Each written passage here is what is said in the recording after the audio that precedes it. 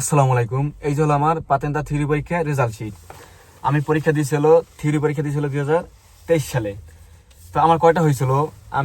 আমার হয়েছিল 28টা। তো আমি কিন্তু একেবারে সহজ দুইটাই ভুল করছি। তো আমরা কি করি, আমরা পরীক্ষার সময় সহজগুলোই ভুল করি। দেখবেন কঠিনগুলো কিন্তু একেবারে কম ভুল হয়, কারণ আমরা অনেক সময় সহজগুলো ফোকাস দিই না, যেগুলো তো সহজই, কি কি ফোকাস দেবো।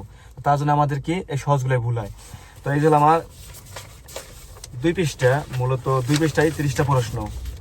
তো এই যে হলো আমার ফোলিও রোজা, আর এই যে হলো পাতেন্তে, যাক সবকিছু মিলাই আলহামদুলিল্লাহ, আল্লাহর কাছে লাখ লাখ শুক্রিয়া। তো আমি আপনাদের একটা কথা বলি যে আপনারা যখন পাতেন্তে থিওরি পরীক্ষা দিব, তা আমরা সবগুলোর ভিতরে ভালো করে ফোকাস দিব, যে আমরা যেটা সহজ মনে করি এটার ভিতরে ফোকাস দেই না, কারণ আমরা মনে করি যে এটা সহজ, এটার ভিতরে কি ফোকাস দেবো। তো এইটাই কিন্তু ভুল হয়। তো আমার ভুল হয়েছিল, যে দুটো ভুল হয়েছিল, ওই দুটা কিন্তু আপনার কাঠতলা আলা দুইটাই ভুল হয়েছিল। তা আমরা কাঠতলা আলা আর কাঠতলা ছাড়া দুইটার ভিতরেই ফোকাস দিব, কারণ আপনি যখন কম পারবেন বা পড়াশোনা শুরু করবেন, তো আপনি তখন আপনার মনে হবে যে কাঠতলা আলাগুলোই বেশি সহজ। আপনি যখন পুরোপুরি বই পড়া হয়ে যাবে, শেষ হয়ে যাবে, আর আপনার পুরো বই সম্পর্কে ধারণা থাকবে, তখন আপনি মনে করবেন যে না, কাঠতলা ছাড়াগুলোই বেশি সহজ।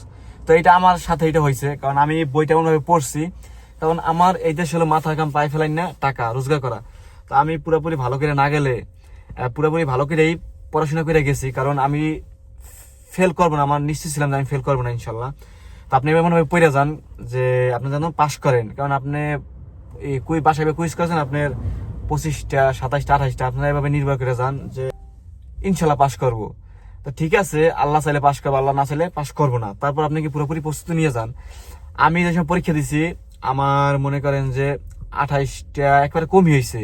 আমি 10টা স্কাদা করলে আমার মনে করেন যে বেশিরভাগই 7টাই মনে করেন যে 30টা হয়েছে, আর 2টা 28টা 29টা, এমন একটা ফেল করছি, একটা স্কাদা ফেল করছি। তো আমার ফেল করার হার একেবারে কমই ছিল।